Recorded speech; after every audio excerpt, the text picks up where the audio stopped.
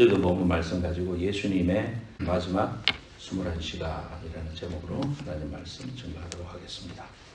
예수님의 이제 고난과 부활 이런 것에 대해서 이제 멜 깁슨이라는 유명한 영화 배우가 여러분 잘 알죠? 패션 오브 크라이스트. 너무 잔인해가지고 보는데 보기 힘들었던 그런 영화죠. 거기에 보면은 예수님이 십자가에서 이제 운명하시면서 내 영혼을 아버지 품에 맡깁니다 하시면서 목이 딱 꺾일 때 카메라 앵글이 하늘로 치솟아 올라갑니다.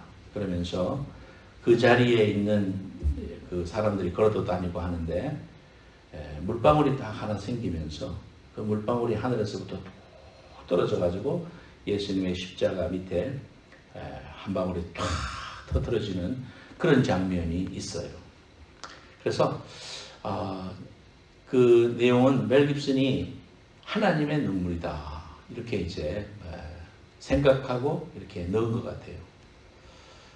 예수님이 십자가에서 하나님이 나를 어찌하여 버리시나이까 이런 말씀도 하셨고 또 목마르다 이런 말씀도 하셨고 여러 가지 말씀을 하셨는데 영혼을 맡기고 하나님께로 돌아가는 그러한 순간에 하늘에서 눈물 한 방울이 떨어졌다는 것은 하나님이 독생자 예수 그리스도의 부르짖음을 외면하시고 그 십자가형을 지도록만 하게 하셨다는 아버지 하나님의 마음을 표현한 것이 눈물 한 방울이 아니었는가 그런 생각을 합니다. 여러분 앞에 사진을 보시면은 예수님이 이제 여기에서 이제 걸으셔가지고 올라가서 지금 갈보리에 올라가서 고통을 지시는 장면이 나오죠. 그래서 이거 지금 있는 이 루트를 향해서 예수님이 십자가형을 지고 이렇게 올라가셔서 갈보리에서 고통을 당하셨습니다. 그래서 여기 보면은 성전이 있고 성전 옆에 그 관정에서 빌라도의 뜰에서 또는 가야바의 집에서 고통을 당하시고 올라가셨다가 다시 내려오시면서 그 왕한테 헤롯 왕한테 가서 조롱을 당하고 다시 올라가셔가지고 끝까지 올라가셔서 십자가를 지시고 고통을 당하신 그런 현장의 약도다 이렇게 보시면 되겠습니다. 예수님의 마지막 21시간을 고찰해 봤습니다. 목요일 저녁 때 제자들과 더불어서 만찬장에 모였습니다. 그곳에서 주님께서 떡을 떼시면서 또 포도주를 나눠주시면서 여러 가지 말씀을 해주십니다. 그 첫 번째 것이 바로 이제 보면은 첫 번째 6월절 만찬 목요일 밤 6시부터 9시다. 목요일 밤에 우리가 이제 첫 번째 6월절 만찬을 한번 생각해 보고자 합니다. 6월절이라는 것은 뛰어넘었다. pass over라는 말입니다. 여러분들 구약을 아시니까요. 구약에 보면은 이집트 바로가 안 보내려고 그러니까 마지막 재앙으로 장자를 죽이는 그런 재앙을 합니다. 그래서 사람들 다 첫 번째 난 것은 짐승이든 사람이든 다 죽이겠다. 하나님이 그렇게 말씀하셨고 죽음의 신을 보내줍니다. 그런데 이스라엘 백성들은 건져야 되잖아요. 구원해야 되잖아요. 그러니까 알려주십니다. 너희들이 양을 잡아가지고 양의 피를 대문 앞에 이렇게 문설주에다가 들어오는 대문에다가 발라라. 그러면 그 양의 피가 있는 집은 건너뛰어서 죽음의 신이 들어가지 않을 것이다. 그래서 정말 그날이 왔는데 그런 일이 일어났습니다. 다 죽었는데 양의 피를 바른 집은 죽음의 신이 뛰어넘었다 해서 6월, 뛰어넘을 유, 뛰어넘을 월, 6월절. 1, 2, 3, 4, 5, 6월달하고는 관계가 없어요. 뛰어넘었다 이 말, 뛰어넘었다. 그래서 영어로는 pass over라고 합니다. 이렇게 뛰어넘었다. 월장입니다. 이 1440년 전에 있었던 이러한 예수님 오시기 전 1440년 전에 있었던 그러한 일들을 통해 가지고 양의 피는 예수님을 상징하지 않습니까? 예수님의 보혈의 사건을 통해서 인류가 구원을 받아야 된다는 사실을 구약에서 보여주신 그런 사건입니다. 이 6월절에 세 가지의 중요한 일을 우리 주님은 말씀하셨습니다. 첫째는 유다에게, 가룟 유다에게 마지막 회개의 기회를 주셨습니다. 어떤 사람은 그런 말합니다. 어이 목사님, 가룟 유다가 어차피 누군가는 가룟 유다가 됐어야 되지 않습니까? 누군가는 예수님을 십자가에서 팔아야, 그래야 예수님이 죽고 그래야 구원 사역이 완성될 거니까 유다는 그 할 일을 한 거 아닙니까? 근데 유다를 지옥 보내는 거는 그거는 전부 다 만부당입니다. 이제 이렇게 논리를 펴는 사람이 있어요. 그 사실은 거짓이고 모순됩니다.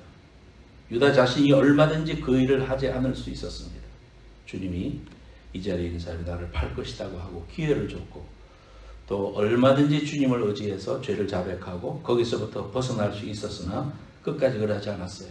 그리고 유다는 재정을 맞는 일을 하면서 재정을 축내고 벌써 범죄하고 있었고, 그런 마음속에 마귀가 들어와서 요한복음 12장 6절에 보면 저는 도적이라 돈 꾀를 맞고 거기 넣는 것을 훔쳐 가미르라. 벌써 그런 일을 했지요. 가룟 유다. 마귀가 벌써 시몬의 아들 가룟 유다의 마음에 예수를 팔려는 생각을 넣었다 그랬습니다. 유다는 스스로의 의지에 근거해서 마귀에게 지배된 상태에서 예수 그리스도를 죽이는 데 소용된 불행한 인물입니다. 그를 긍휼히 여기신 예수님께서 수차례 회개할 기회를 주었지만은 악한 길에서 돌아설 의사가 없었습니다. 조각을 받으신 후 곧 사단이 그 속에 들어간지라. 이에 예수께서 유다에게 이르시되 네 하는 일을 속히하라 하시니 요한복음 13장 27절 말씀입니다. 우리가 신앙생활하면서 모든 것을 하나님 뜻이다 그러면서 난 할 게 없다 이렇게 생각할 수 있는데 그렇지 않습니다. 우리가 야고보서도 공부해봤지만은 우리의 결단과 우리의 행위가 얼마나 소중한가, 하나님 그것을 귀중히 여기신다는 겁니다. 그래서 우리 자유의지적인 결단도 중요하게 생각합니다. 하나님은 우리 마음에 소원을 두고 행하신다고 그랬습니다. 선한 것을 바라보고 하늘나라를 바라보고 믿음으로 생각하는 이런 결단과 믿음의 분투를 하나님은 소중히 여기십니다.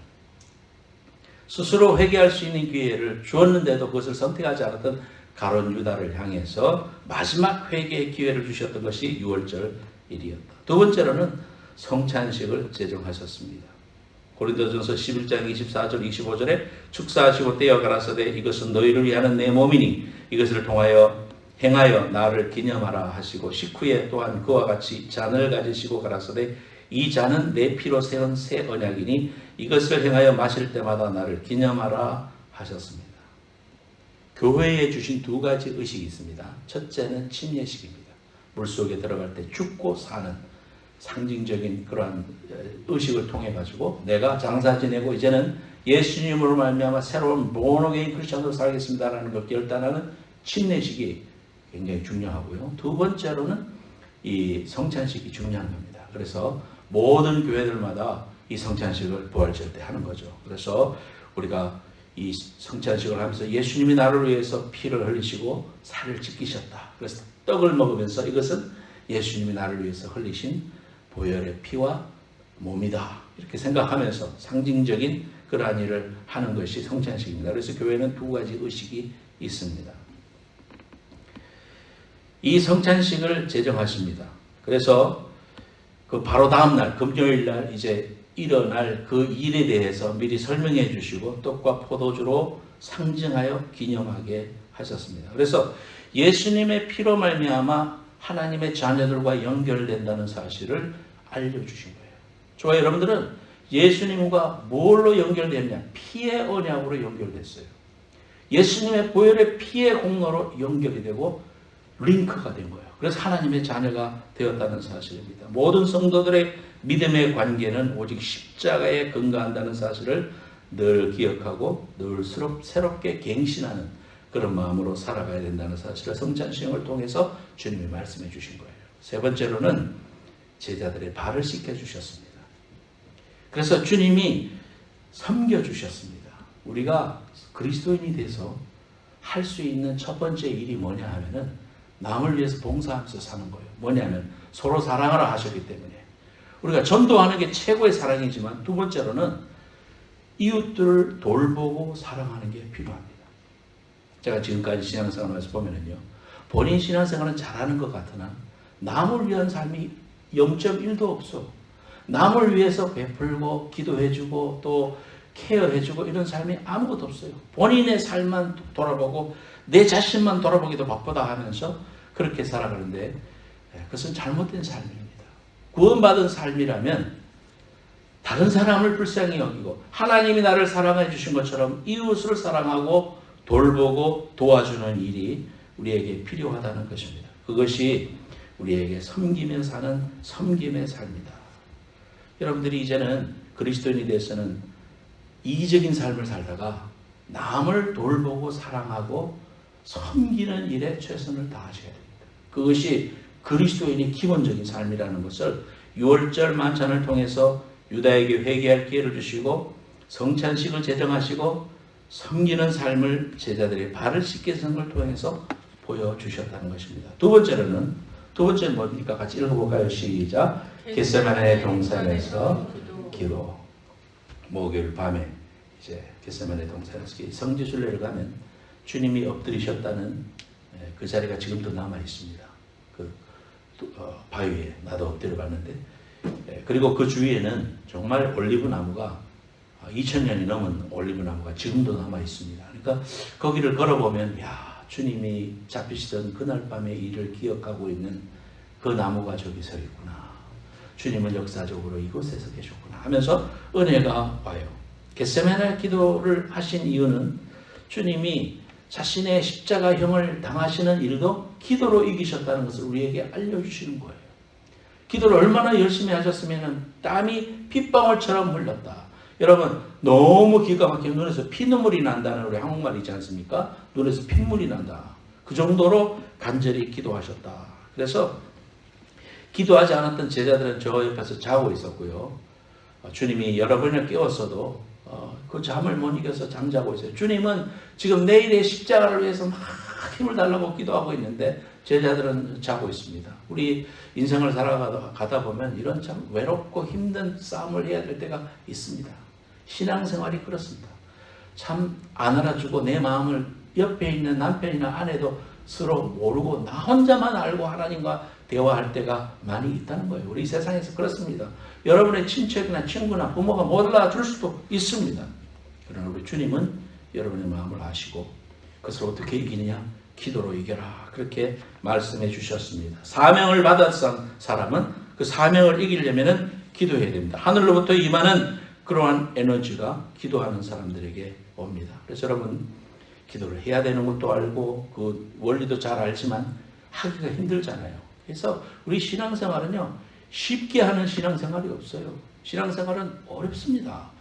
정말 하나님의 밖으로부터 받은 복을 지키기 위해서 우리가 우리 육신도 이겨야 되고 시간도 쪼개야 되고 물질도 쪼개야 되고 하나님 앞에 헌신하면서 살 때 우리가 영적인 열매를 얻는 거예요. 쉽게 그냥 편안하게 가는 길은 주님이 뭐라고 하셨습니까? 넓은 길은 사람들이 쉬워서 많이 간다. 그러나 좁은 길로 가라. 믿음 생활은 힘든 일이다. 그러나 그 끝에는 주님이 기다리고 서 계신다. 가치 있는 길이고 그 생명의 길이고 하나님이 함께 하신다. 그런 놀라운 은혜를 주셨어요. 여러분, 세 번째 보십시다. 같이 읽어볼까요? 시작. 체포되셨습니다. 새벽 영시경입니다.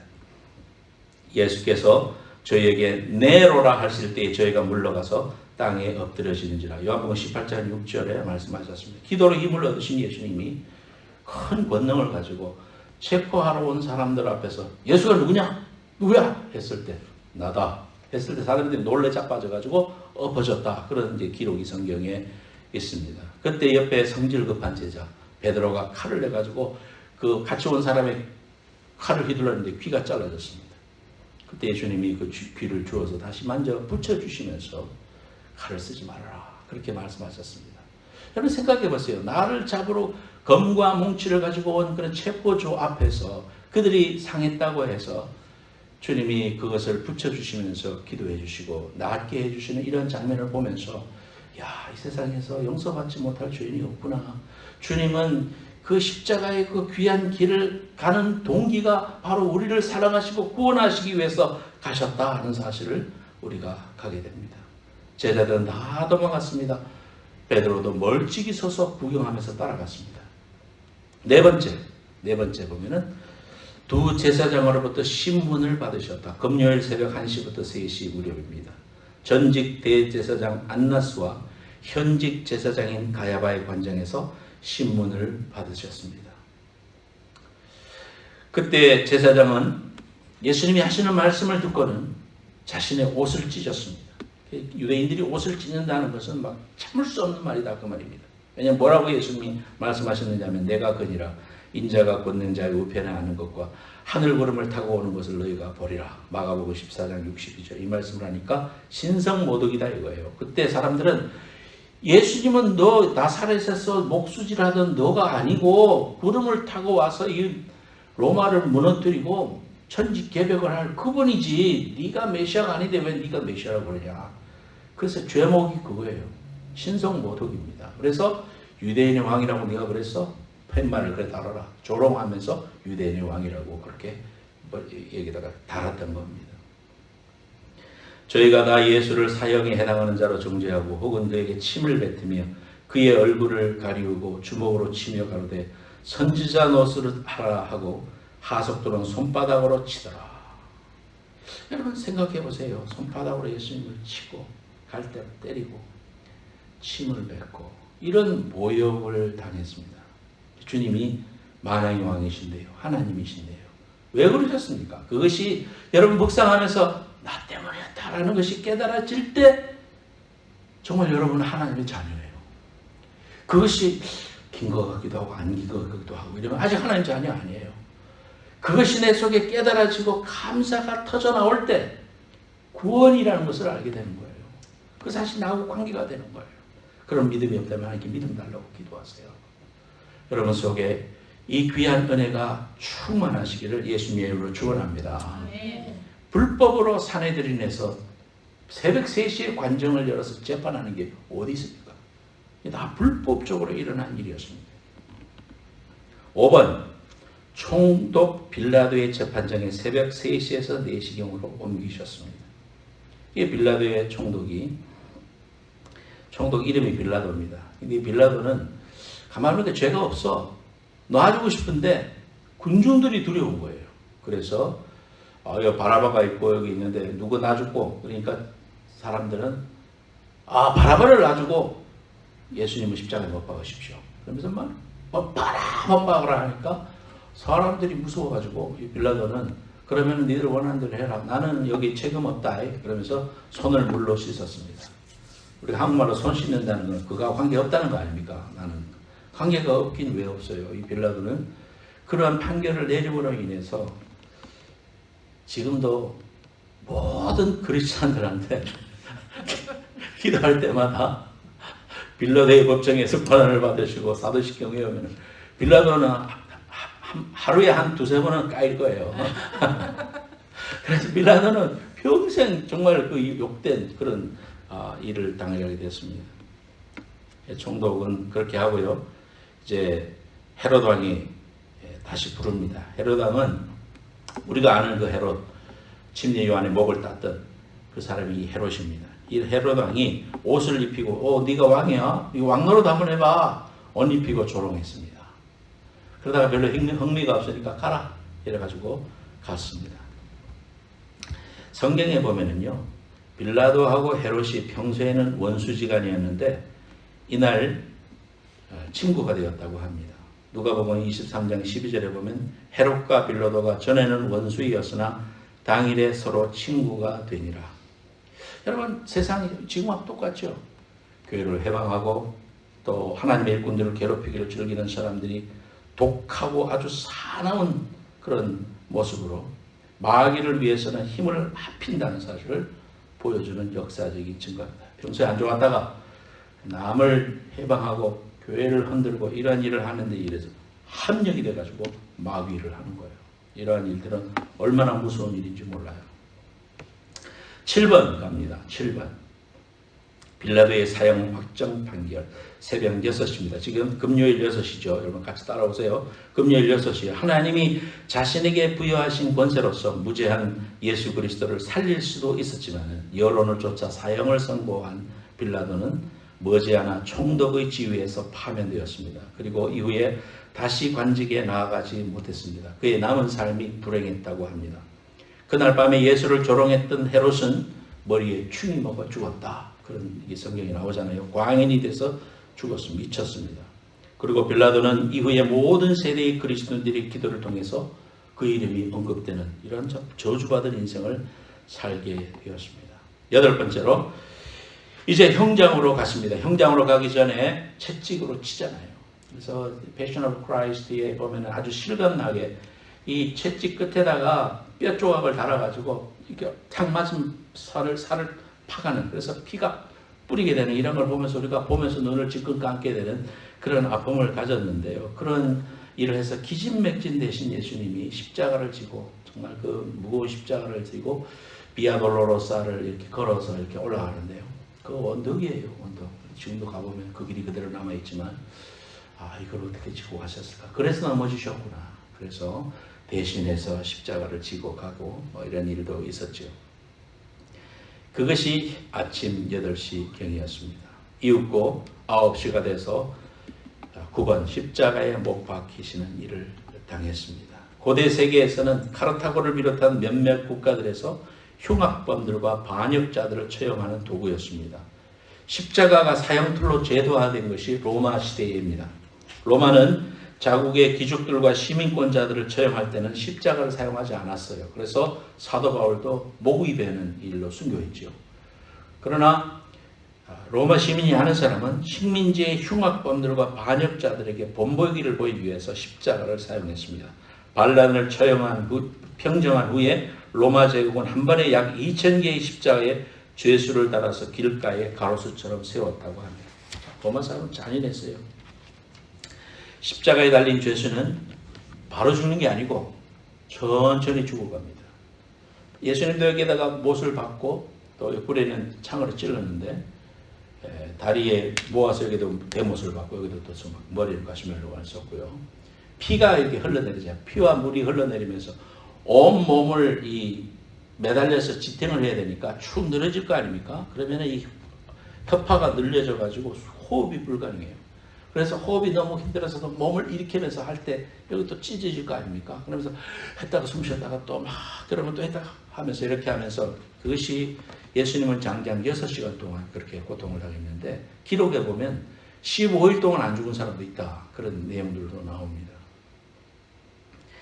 참 발가벗어서 수치와 수욕을 당하고 흐르는 피 냄새를 맡은 독수리들이 십자가 주위에 모여들어서 아직 숨이 끊어지지 않은 죄수의 눈과 장기를 독수리들이 쪼아먹었습니다.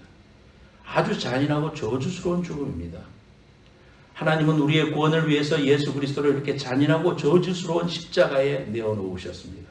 예수님의 손과 발이 못에 박히고 십자가에 달려서 골고다 언덕에서 세워지던 그때는 로마 시간으로 제3시, 지금으로 우리의 시간으로 9시입니다. 그래서 제3시에 달려서 6시까지 6시간 동안 고통을 당하셨습니다. 12시가 되니까 3시간이 돼서 12시가 되니까 천지가 어두워지고 밤처럼 깜깜해졌습니다. 오후 3시가 되었을 때에 휘장이 가운데로 잘라지는 그런 역사가 일어났습니다. 지진이 일어났습니다. 예수님은 십자가 위에서 7마디 최후의 말씀을 남기셨습니다. 그래서 여러분들이 이 7말씀을 이번 일주일 동안 매일 한 번씩 생각해 보는 거예요. 첫 번째는 아버지여 저희를 사하여 주옵소서 용서해 달라고 했습니다. 둘째는 내가 진실로 내게 이르노니 옆에 있는 강도한테 말했죠. 오늘 네가 나와 함께 낙원에 있을 것이다. 세 번째 엄마에게 말씀하셨습니다. 어머니 아들입니다. 요한아 어머니를 잘 보살펴라. 그래서 그 말을 들은 요한은 에베소로 가서 터키 땅에 에베소로 가가지고 거기에서 어머니 돌아가실 때까지 모셨다. 그 집이 지금도 남아있다고 하죠. 그다음 네 번째로는 엘리 엘리 라마 사박다니 나의 하나님 어찌하여 나를 버리시나이까. 인간이신 예수님이 고뇌하시면서 하나님 앞에 그렇게 부르짖으셨던 것입니다. 그러나 하나님은 거기에 외면하셨습니다. 그래서 우리가 묵상하면서 그 아들의 괴로움을 들으면서 고개를 돌리신 하나님의 마음이 무슨 마음이었을까? 나 같은 죄인을 위해서 그런 일을 행하셨단 말일까? 이제 그런 생각을 해보는 겁니다. 다섯 번째는 내가 목마르다. 그러나 예수께로 나오는 자는 내 배에서 생수가 나리라고 말씀하셨죠. 예수님은 목마름을 해결해 주실 수 있는 분이라는 것을 목마르다라는 고백 속에 있습니다. 또 다 이루었다. 뭘 이루었습니까? 구원 사건을 이루었습니다.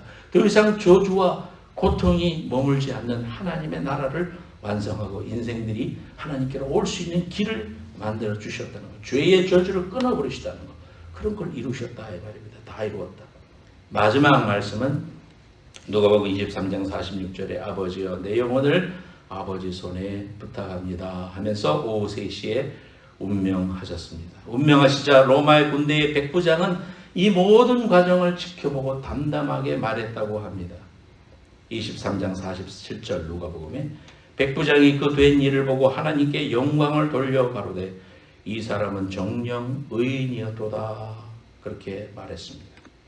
이제 우리가 주님의 21시간을 살펴봤습니다. 잔인한 그 시간이었습니다. 우리를 위해서 십자가를 통해서 우리를 영생으로 인도하시기 위해서 걸어가셨던 십자가의 귀한 길, 생각하면 생각할수록 정말 가슴이 떨리고 어떻게 그런 일을 하셨을까? 내가 뭐라고 그런 일을 하셨을까? 이런 이제 생각이 들고 감사하면서 이제는 내가 살아도 주를 위해서 살아야 되겠다. 이런 이제 결단이 주어지는 겁니다. 3가지 오늘 말씀을 통해서 3가지 결단합시다. 첫 번째로는 앞을 보세요. 자, 첫 번째 히브리서 12장 2절 말씀을 통해서 결단할 게 있습니다. 믿음의 주여 또 온전하게 하시는 예수를 바라보자. 그는 그 앞에 있는 기쁨을 위하여 십자가를 참으사 부끄러움을 개의치 아니하시더니 하나님 보좌 우편에 앉으셨느니라. 이제 우리가 목표가 뭐가 되어야 됩니까? 세상 바라보지 말고 헛된 거 바라보지 말고 이제는 예수님만 바라보고 살아가야 할 충분한 이유가 십자가에 있다는 사실 여러분 꼭 기억하고 내가 이제 주님을 위해서 바라보고 주님 나라 바라보고 주님의 말씀에만 관심 기울이면서 살아가는 그건 틀림없습니다. 그 길은 생명의 길이고 하나님이 보장해 주시고 칭찬해 주시고 면류관으로 세워주실 그 길입니다. 이러한 귀한 은혜가 있기를 축원합니다.